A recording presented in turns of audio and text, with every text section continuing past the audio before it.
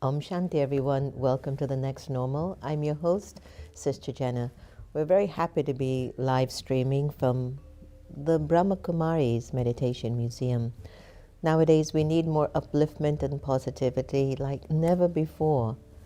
And even though these times are extremely crucial for us, you have to admit that to be able to think about energy, to think about the soul, to think about our thoughts, to think about God in a unique way is powerful. 100 years ago, we weren't talking about, oh, the energy of this one doesn't feel good. Or 100 years ago, we weren't flying in airplanes. Can you understand how much things have changed? How much has things changed? Science has done a great job in helping us to connect and commute. Science has done a fantastic job in helping to heal certain illnesses, even though they're side effects. Science has helped us to go to the bottom of the ocean. But there's one thing it hasn't done. It's helped us to understand who we are. The science pulls from the physical aspects of life, but it doesn't tell us about the workings of inner consciousness. I don't think we can wait on science to teach us that. Yes, I thank science for Wi-Fi. I thank science for us to have a camera. Yes, I thank science for air conditioning in a hot climate. I thank science that when it's too cold, I can turn on a heater. It's nothing bad about science. However, if we lose ourselves in it, who are we? What is our role? What is our responsibility? Is anyone out there in the world wanting life to be difficult for you? Do you really want to fight with your mother-in-law every day? Do you want to feel like you can't see your husband's good qualities, your wife's good qualities? Are you worried if your children will come home safe from school? We are in those times, aren't we? So what is it that can give us solution to life? What is it that can help us to navigate these times? Have you ever been in a situation where you need money, but money is lacking for you, but not for your friend or your next door neighbor? That one works just as hard as you do. That person perhaps even has a lesser degree than you do, but they have more money than you do. In my young days, between the ages of 16, 17, 18, there was not a year that would approach that I wouldn't write down the things that I wanted to achieve that year. And by the end of the year, I tell you with such conviction, not less than 5 things would be accomplished within the year. And the things that I wrote down each year to act on weren't things like, oh, let me exercise and do 5 sit-ups this year. It wasn't anything like that. But I knew that I had to perform certain karmas that will help me to achieve financial power, relationship power, health power, to keep my mind optimistic and positive. Despite if I don't have it in front of me, that doesn't mean anything. I will get it in front of me. Today we're talking about karma. Big topic, huh? I used to think that karma was always about bad things. Oh, it's my karma, this is happening to me. Oh, it's my karma. Again, yes, we are carrying in the soul as a recording the consequences, and remember this one, the consequences of my intention behind my actions. I'm going to give you a moment to think about that. In the soul, I have been on a journey. I have made choices that had an intention that was influenced by algae, anger, lust, greed, attachment, ego. And the consequence of that choice has left a scar in my personality. But keep in mind, I've also performed action with the influence of love, peace, purity, truth, and joy. That has left a beautiful scar, which creates a fragrance and a beautiful pattern in my personality. Now, both of these experiences are living in the same building. It's like a swan and a stork that's living together. Becomes an interesting story, isn't it? Love, peace, purity, truth, and joy are living in my home. It is recorded in my personality. I've performed karmas, action, which is what a karma is. Karma is action, the result of actions over a long period of time. I have performed many actions of love and peace and purity and joy, and you have too. You've done such good things in your life, and you will continue to do good things in your life. Good karmas, very good. Very rare if you win the jackpot. Say you win the lottery tomorrow, such good karma. Let's say somebody decides to donate $1 million to the Brahma Kumaris Meditation Museum. I'd say, this is our good karma. By the way, that was a message. It's all good karma. There's a story of a Buddhist monk, a master and the little disciple. He's building a wall, but then he realized there was one brick that wasn't put perfectly. The master had to come to evaluate the wall, and he comes and he sees the hard work the disciple has put into the wall. He said, this is gorgeous, this is really good. You've done well, son, you've done well. The disciple looks at the master and he says, but Master Ji, what do you mean?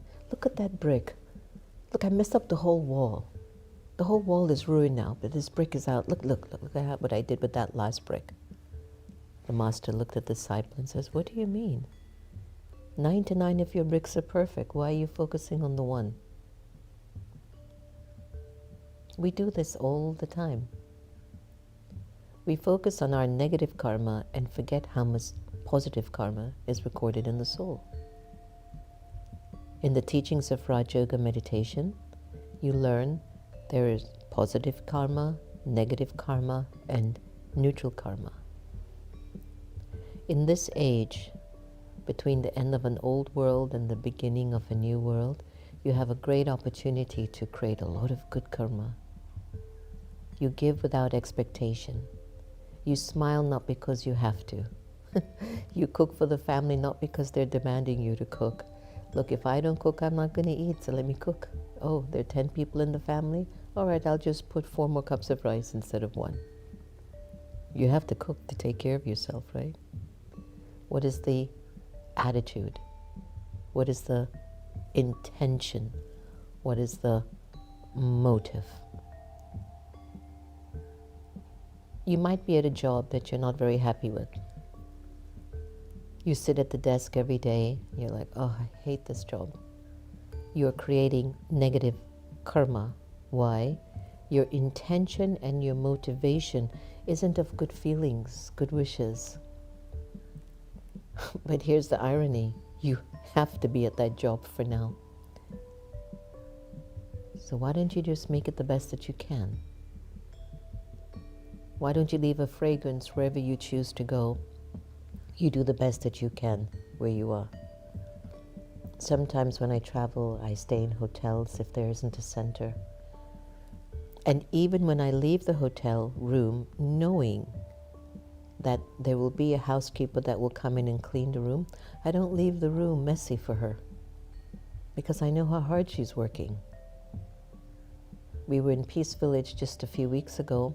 Peace Village was overflowing with people because of all the instrument teachers. I had my room there, but all the other babies and Niwasis were staying in an Airbnb just a minute from Peace Village.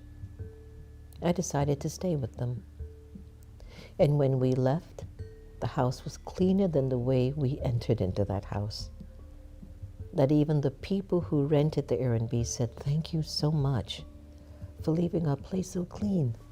They gave us back the credit of the cleaning fee. There was no need for them to clean the home. That was good karma. We didn't go in to take, we came in to give. When there is love, peace, purity, truth, and happiness in your assignment, you are creating good karma, good wishes, pure feelings. You're bringing happiness into the space, good karma. You are creating fortune for your present and for your future. If you want life to be a little challenging, to have obstacles, then you use your money wastefully. You speak ill of others. You don't eat well. Here's one thing I'm learning. I'm trying to really push in this one, to exercise. My mind can't understand why I will not let these legs move, to do an exercise move, even though I know it's good for me. It's the vice of attachment to the body. Attachment will not let you take care of your health. Love will. If there's love in your taking care of your body, this is good karma. If there's attachment in taking care of the body, you sit all day, you don't eat well, you don't exercise, and you just treat it really bad. Even people who are bodybuilding, where they're overdoing it and they're pushing their bodies too much, it's not good karma. For people who are bulimic or not eating well, always too skinny, what's the matter? If you're too obese, what's the matter? Attachment.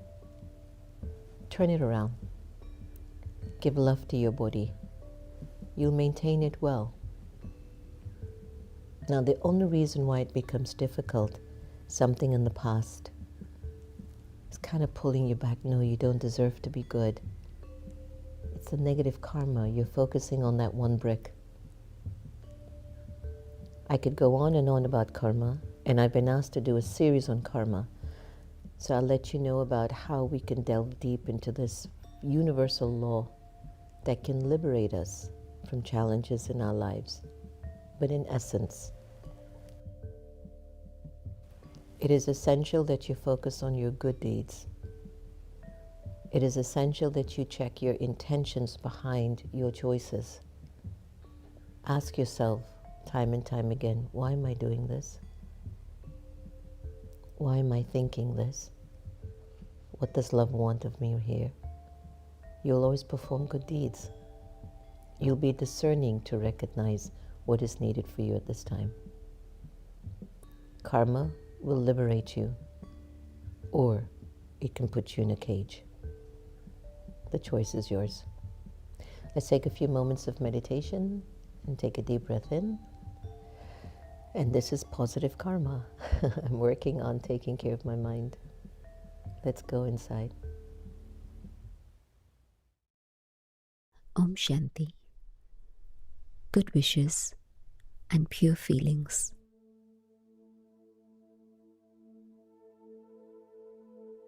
Recognizing myself as an eternal being, I connect with God, the Supreme.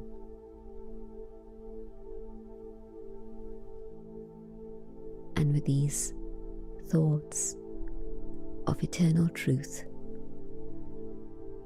of my own identity and my relationship with God,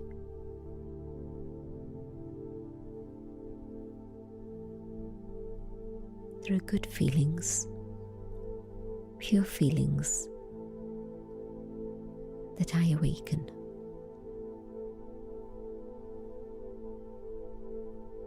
I feel connected not only with God, but with the entire human race.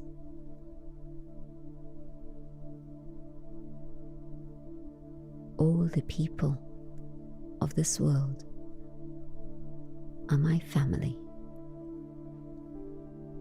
We are connected with an eternal thread of love. We're connected through God as the children of God.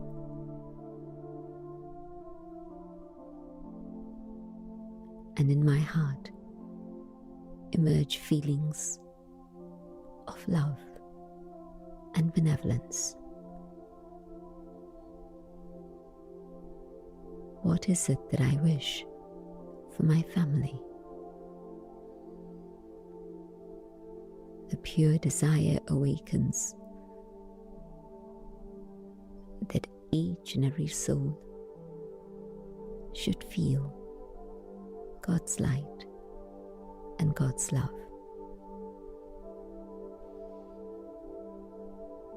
No other feelings remain, as this feeling becomes dominant. Whatever differences there may have been seem so mundane, insignificant. Only this awareness of one family remains.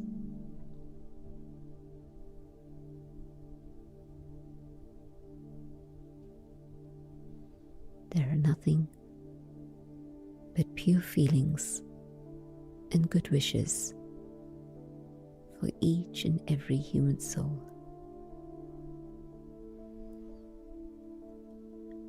As the child of God, connected with the unlimited family, my vision has gone beyond the divisions and the limitations that normally cause conflict.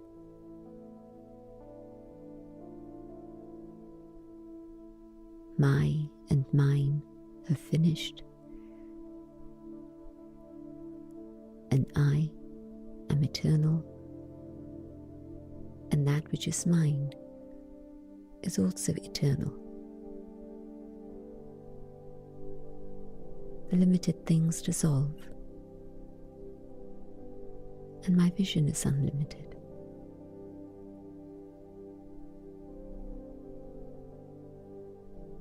I send out good wishes and pure feelings to all my brothers and sisters across the globe. So many are suffering, and they need the support of my good wishes. And the power of love reaches out and brings them closer to the divine, so that truly there may be benefit.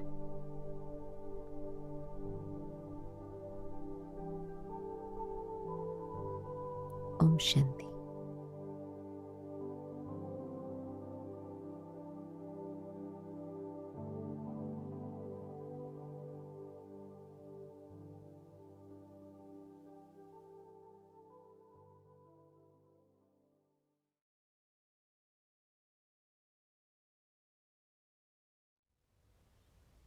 So beautiful are these meditations, this one on karma.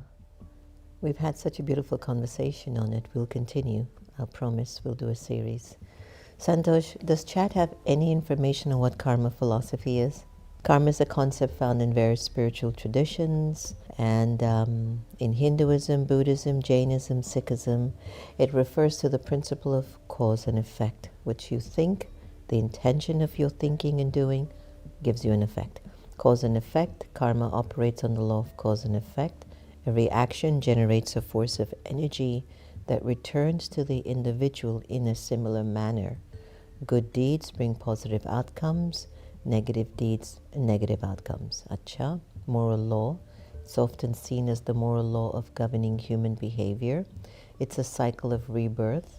Like Hinduism and Buddhism, it's closely linked to the cycle of rebirth and samsara. The accumulated karma from previous lives affect an individual's current life circumstances. So true.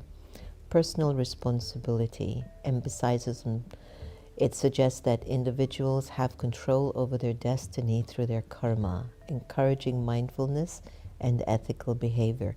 Intention matters. The intention behind your karma is crucial in determining how it gets generated. Good intentions, even if the outcome is not favorable, create positive karma and vice versa. Of course, karma, when you understand it, it offers you spiritual growth. Neutral nature, karma itself is neutral and impersonal. That's why you can't take things so seriously. When people are not being their best, why do you take it personal? Because it hits something in you that is also questioning your self-worth, right? Stop focusing on the one brick. Stop focusing on your one brick. Celebrate your 99 bricks of perfectly laid bricks. Eventually, that one brick will just look like art. Let's listen to Sister Gita and have a moment of the Sister Gita effect and hear what she has to say for us today.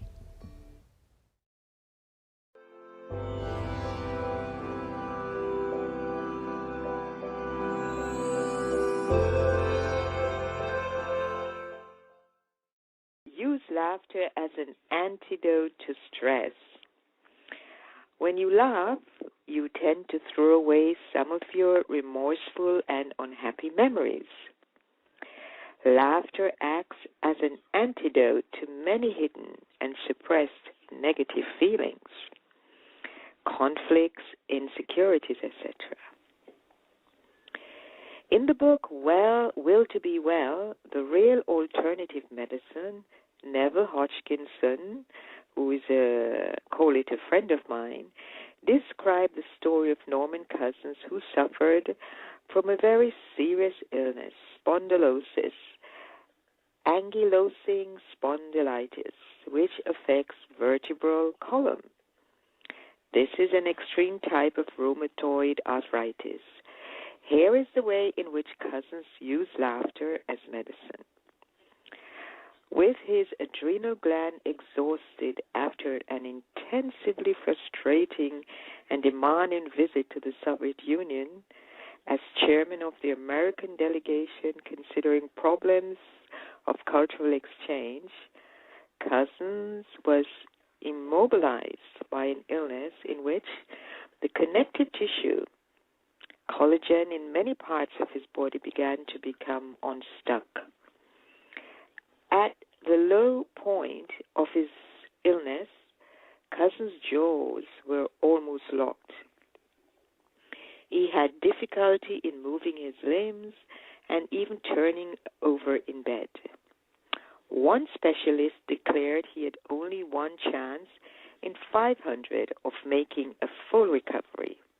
But he rejected that verdict, and with the cooperation of his own physician, set about restoring his body's capacity to hold the continuing breakdown of connective tissue. He moved from the hospital, where he had been subjected to seemingly endless tests, to a hotel room which was somewhat more conducive to a positive outlook on life.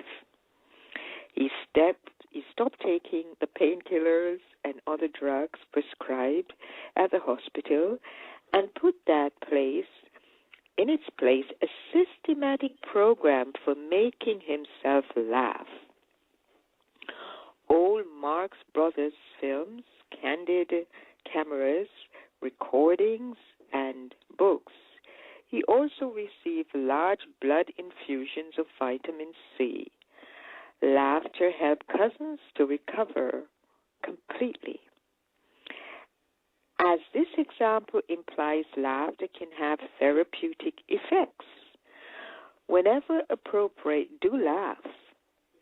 You may also spend some time reading jokes and comics which make you laugh. Don't, please, ever resist laughter.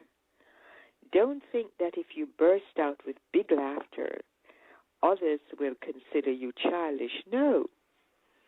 Without laughter, life will become dull and boring. laughter can bring instantaneous release of stress.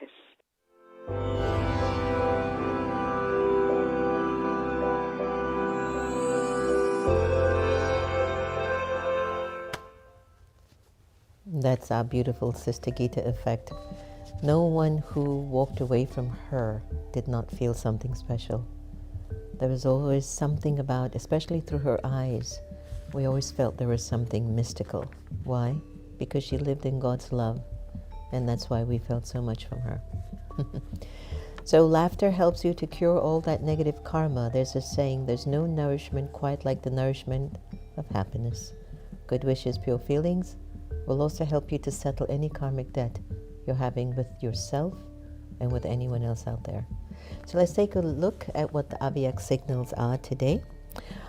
Here today, on the basis of your attainment and your remembrance, for you souls to be experienced and give other souls that experience. This is the true definition of easy Raj Yoga and Karma Yoga. To experience peace and power inside of yourself might not necessarily be as much of a big deal, but when you can create an atmosphere and spread those vibrations of peace and power in the world, and that is called being a number one Raj Yogi and the number one Karma Yogi. It's true, no? I can be happy by myself, but can you be happy with other people? Hi, Shanti everyone online out there. Emerge Love, good morning. Rosa, lots of blessings, each of you by name, and to those who are nameless, lots of blessings to you. In order for us to increase the energy of love in our personality, let's break these attachments. Practice loving everyone the same. See how it turns out. Don't make anyone so powerful over you that you stop loving them. Love is your only way through. Love is the only way through. Thank you so much for joining us today. Have a fantastic day. See you again real soon. Om Shanti.